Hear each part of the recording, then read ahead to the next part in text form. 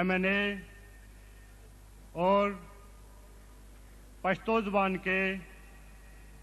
معروف مقرر جناب اعظم خان اوتی صاحب سے درخواست کرتا ہوں کہ وہ اسٹیج پہ آئیں اور اپنے زبان سے اس تقریب کے سلسلے میں بچہ خان کے امن کانفرنس کے سلسلے میں وہ جذبات ادا کریں جن کے سماعت کے لیے یہ گراؤنڈ اور یہ سامعین بے چین ہیں. جناب اعظم خان ہوتی.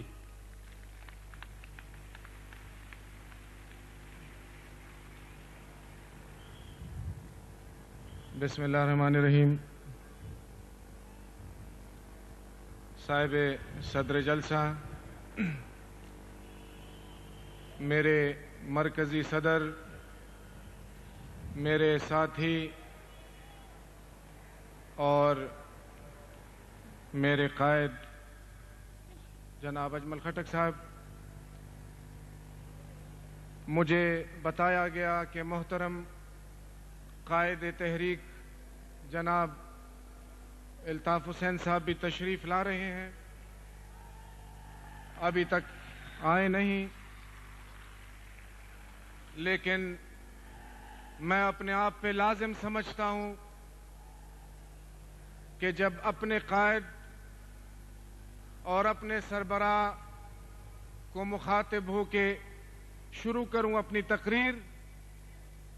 تو میں اپنے آپ پہ لازم سمجھتا ہوں کہ میں قائد تحریک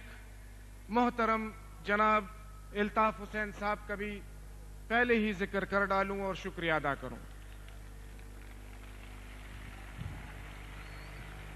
اس کے بعد منتظمین جلسہ عوامی نیشنل پارٹی اور حق پرست ساتھیوں کی کوششوں سے جو یہ انتظام ہوا ہے ان کا بھی شکریہ ادا کرتا ہوں. مجھے حکم دیا گیا کہ میں اردو میں بات کروں، حالانکہ یہ میری مادری زبان نہیں، اور مجھے مشکل پیش آئے گی، الفاظ میرا ساتھ نہیں دے سکیں گے، اور جو میرے ذہن پہ نقش ہے اور جو میں کہنا چاہتا ہوں شاید الفاظ ساتھ نہ دیں اور مفہوم بدل جائیں. تو میں گزارش کروں گا اپنے صدر محترم سے، چونکہ یہاں پر بڑی تعداد میں پختون بھائی تشریف رکھتے ہیں، میں ان سے درخواست کروں گا کہ مجھے اجازت دیں کہ میں اپنی مادری زبان میں بات کر سکوں.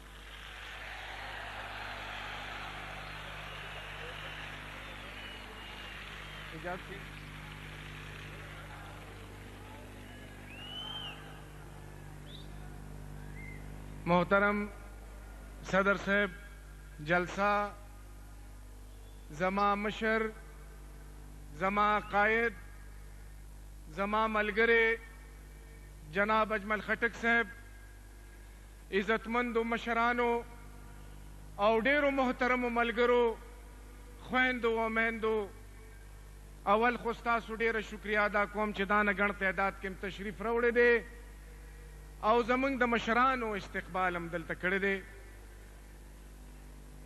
د هغې نه پس زه د دې جلسې د منتظمینو شکریہ ادا کوم، خوا که هغه د NP سره تعلق لري او که د حق پرستو ملګرو سره تعلق لري، او د هغې نه مخکې چې څنګه ما ووی، زه د حق پرستو د تحریک قائد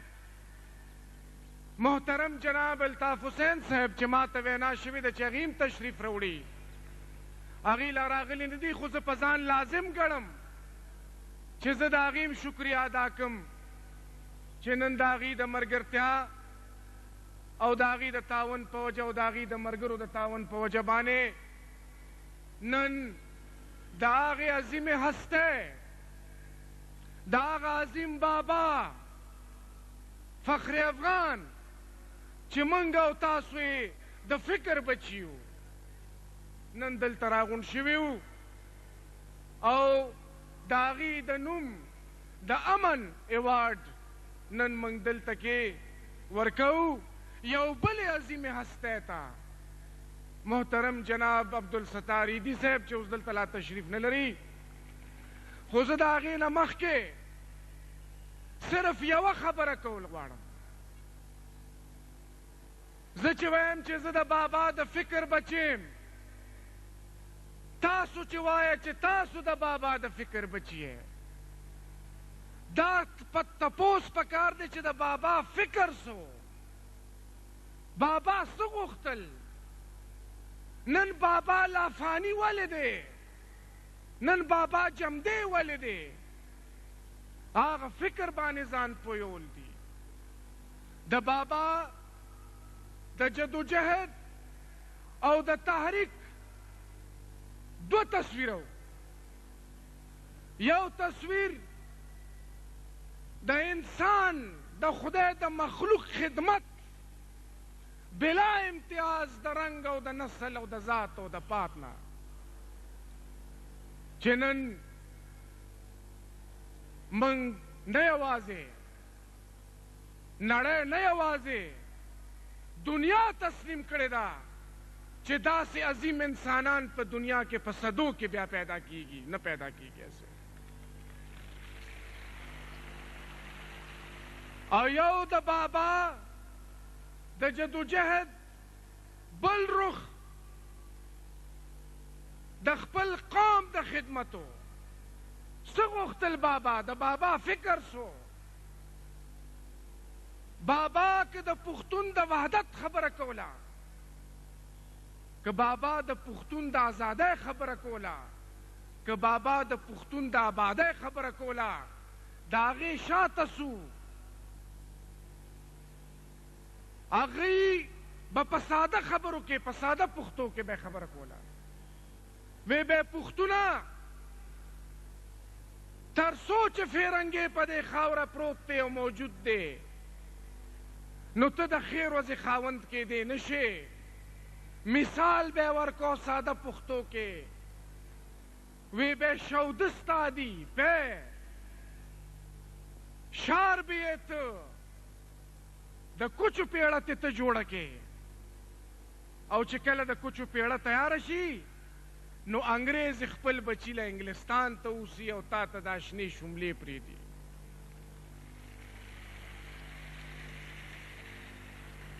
نو هغه پښتون له یو آواز ورکه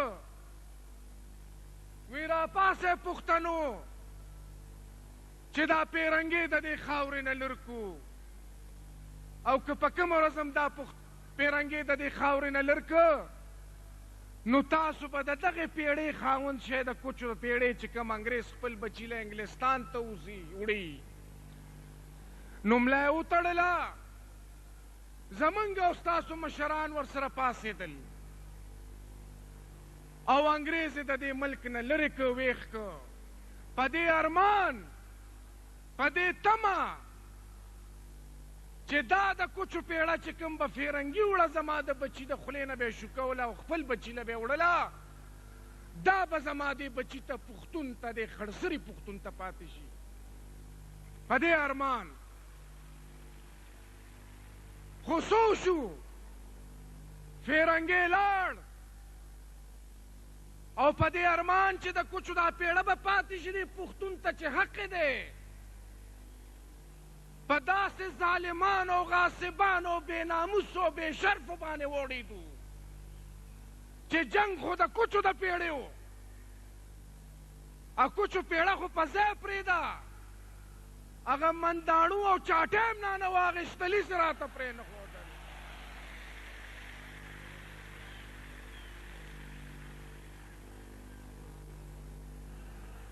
او بیا یو غاصب راځه او بل ځه او د هر یو جابر ګریوان ته لاس اچو چې د پښتون حق راکا چا به وی د آزاد مملکت غواړي چا به وی د پاکستان روانوي چا به وی د آزاد پښتونستان غواړي داسې نه وه هغه د پښتون حق غوښته د پښتون په خاوره د پښتون حاکمیت غوښته، د پښتون په وسایلو د پښتون حاکمیت غوښته. افسوس خبره ده چې په دې وطن کې حساب کتاب نه کیږي. او یا کاله زمونږ مشرانو له هر جابر او هر غاصب ډغرې ورکړې په دې باندې چې ته حق ولې غواړې د خپل وطن، د خپل پښتون، د خپل قام، د خپل وسایلو اختیار ولې غواړې؟ څه جرم یې نو کړی؟ په دې اعتراض نو دا لوی اباسین به د کوهستان د سرنواله د دې بحر عربه پورې راته، دا سالم پنجاب او سالم سندھ پہ آبادو او آباد دے. پا دے اعتراض نو او نه پا دے اعتراض دے چی پنجاب او سندھ والے آباد دے. اعتراض پا دیو چی اوبا وسیلہ سین زما پا خور اوچتیگی. خدا پہ حق را کڑے دے، قانون پہ حق را کڑے دے، انسانیت پہ حق را کڑے دے. سالم وطنونه پہ آبادیگی او زما اوچ للمل یو جامو بنشتا. پا دے اعتراضو، پا دے اعتراض نو چی ولی دا سندھ او دا پنجاب کارخانی گرزی. پا دے اعتراض نو چی ولی دا پنجاب او دا سندھ محلون او بنگلی رنا دی. اعتراض پا دیو چی زمنگ وسیلہ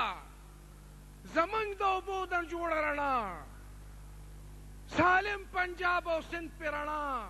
دا دے جاگیردارو دا سرمایہ دارو محلونا پہ چراغان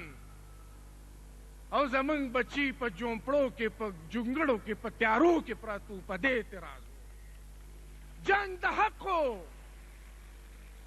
جنگ نہ پا اسلام ہو نہ پا پاکستان ہو، نہ نویا کالا پس نہ نویا کالا پس چی رشتنی کی گی. نو دا باچا خان فکر دا دے ملک و دا دے نڑے نہ خوری گی. نن لاڑ شیو گورے دا برلن دیوال پسو غرزے دا آغا امیرانو آغا طاقتورو چی دا سیمٹو دا سیخ کم دیوال والے وہ قومون اخپل منس کے منس دوکڑی ہو آغا دیوال والے انڑے ذکر چی دا قومیت فلسفہ رالا. نن دا آذربائیجان آباد و ودان آذربائیجانے ولی دا ایران آذربائیجان تزان پر لوکی پسین بانے ذکر چی قومیت غواڑی. نن اویا کالا پس ثابت شوا چی دا باچا خان فکر جم دے او او جم دے بئی او دا غیو واحد لو.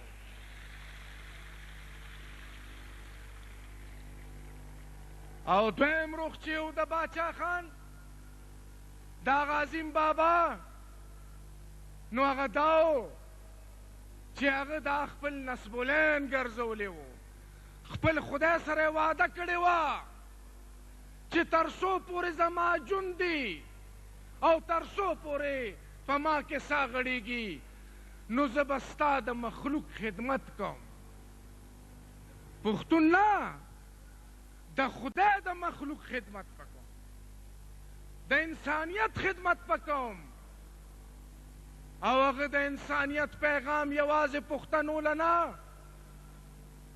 یوازې پنجابی لنا، یوازې سندھی لنا، یوازې بلوچ لنا، یوازې ہندوستان نا، یوازې افغانستان نا.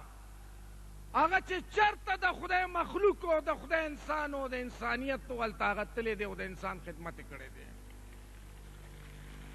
دا د هغه د ژوند دویم رخ و.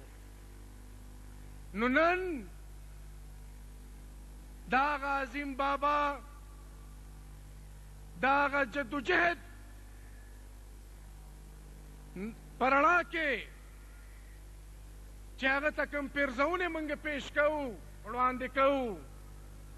او په هر دویم کال باندې یو کانفرنس کوو په پېښور کې او د بابا د نوم یو امن ایوارډ ورکوو نو بیا دا کوشش کو چې د دې اوارډ قابل بسو کی نو ډیره ګرانه خبره ده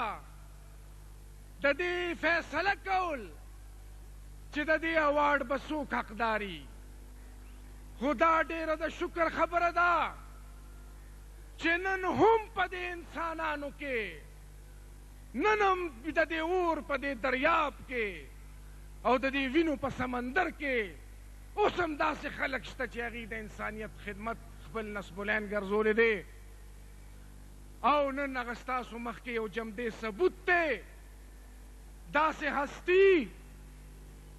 محترم جناب عبدالستار ایدی صاحب چې هغه د نسل او د رنګ او د ذات او د پات نه بالا د انسان خدمت خپل نصبالعین ګرځولی دی. او نن زه وایم ایدی صاحب ډېر بختور او ډېر عظیم انسان دی چې هغه د دې جوګه وګرځولی شو چې هغه د بابا غوندې عظیم انسان د فلسفې او د امن ایوارډ قابل وګرځولی شي.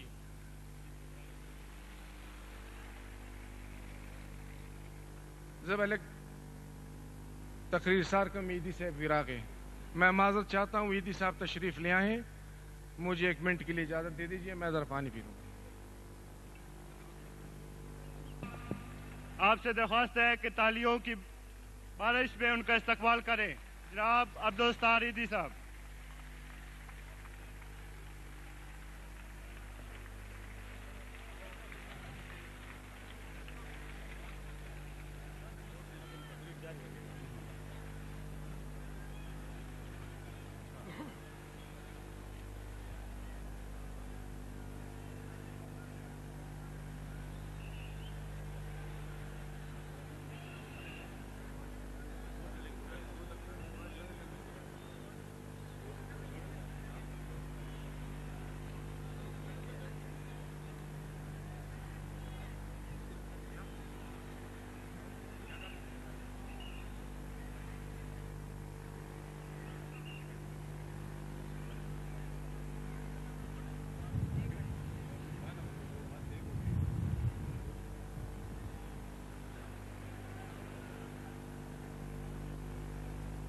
معزز حاضرین,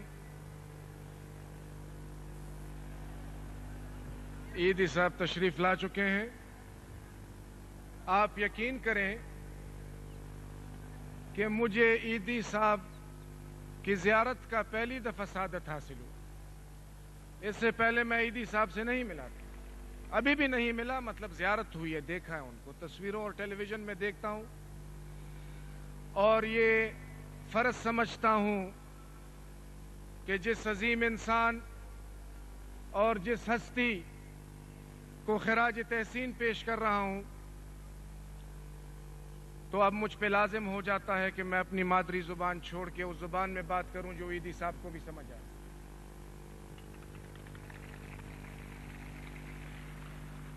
محترم جناب عبدالستار ایدی صاحب, آپ کے آنے سے پہلے میں صدر جلسہ کی اجازت سے میں نے پشتو میں تقریر کی. تقریر تو نہیں, تقریر تو لیڈر کرتے ہیں. میں نے اپنے عظیم بابا, ان کی خدمات امن کے لیے ان کو خراج تحسین پیش کی. میں نے ان کے فلسفے کا ایک معمولی سا رخ بیان کیا اور پھر اس ضمن میں آج جس کے لیے ہم اکٹھے ہوئے ہیں اور اس عظیم شخص کے نام پہ جو امن کا ایوارڈ دیا جاتا ہے اور آپ ان خوش نصیبوں میں ہیں اپنی شخصیت,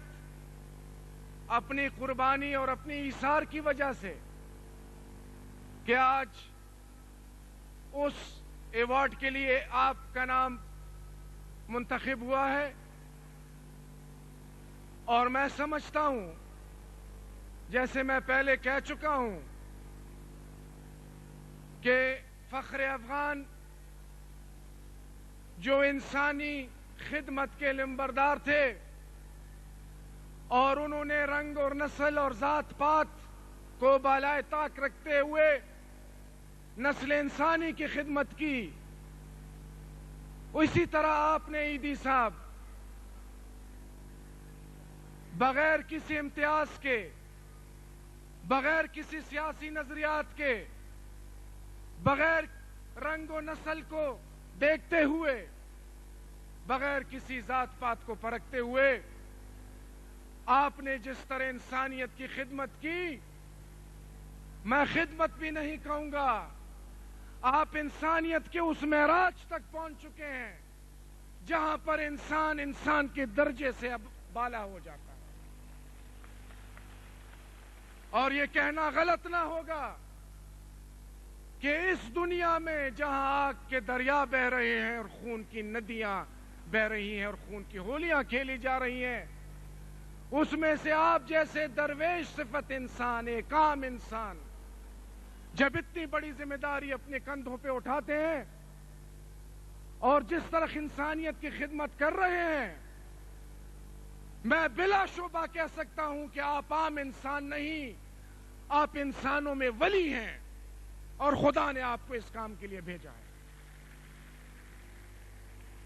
ان چند الفاظ کے ساتھ میں آپ کا شکریہ ادا کرنا چاہتا ہوں اور منتظمین کا جنہوں نے مجھے موقع دیا۔ تقریر اجمل خٹک صاحب تشریف رکھتے ہیں اور وہ مکمل سیاسی تقریر کریں گے اندرونی اور بیرونی حالات پہ، چونکہ یہ ایک سیاسی تقریب نہیں تھی، نہ ہے، اور نہ میں چاہتا تھا کہ میں سیاست پہ بات کروں۔ اگر میں نے ضمن میں کوئی بات کی بھی سیاسی تو وہ صرف باچا خان کی تحریک اور جدوجہد کے ساتھ وابستہ ہے، ورنہ صرف آپ کو خراج تحسین پیش کرنے کے لیے تقریب ہے، اور میں آپ کو خراج تحسین پیش کرتا ہوں دل کی گہرائیوں سے۔ شکریہ۔